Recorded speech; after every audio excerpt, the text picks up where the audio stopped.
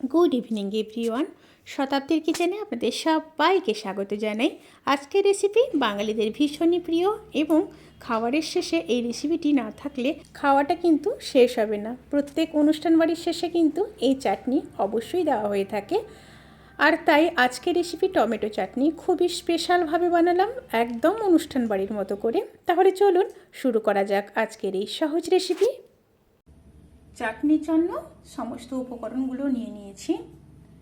প্রথমেই নিয়ে নিয়েছি 5টা টমেটো, আমসত্ত্ব, খেজুর, কাজু আর সাথে কিশমিশ। আমসত্ত্ব, খেজুর আর টমেটোটাকে কেটে নিয়ে তারপর ফিরে আসছি। সমস্ত উপকরণগুলো কাটা হয়ে গেছে। এবার চলুন রেসিপিটি শুরু করা যাক। প্রথমে কড়াইতে সর্ষের তেল দিয়ে দেব। এবার দিয়ে দেব 2টো শুকনো লঙ্কা, হাফ চামচ 5 ফোড়ন।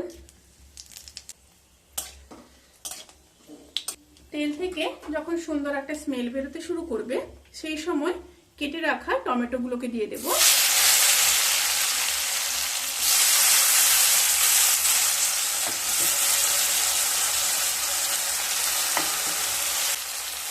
এবার দিয়ে দেব পরিমাণ মতো লবণ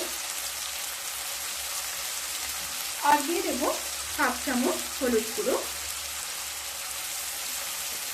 এবার টমেটোটাকে খুব সুন্দরভাবে মিশিয়ে নেব।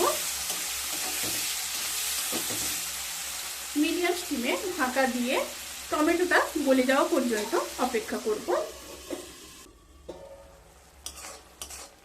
টমেটোগুলো খুব সুন্দরভাবে গলে গেছে। এবার দিয়ে দেব চিনি। এখানে আমি 1 কাপ চিনি দিয়ে দেব। এখানে প্রায় আমি 100 গ্রাম চিনি দিয়ে দিলাম। এই কাপটায় 100 গ্রামই চিনি ধরে। এবার আবার সবকিছুকে খুব ভালোভাবে মিশিয়ে নেব। স্টিমটা একটু হাই করে দেব এই সময়। এবার দিয়ে দেব খুব সামান্য আদা বাটা, খুবই সামান্য। আর দিয়ে দেব একটা তেজপাতা।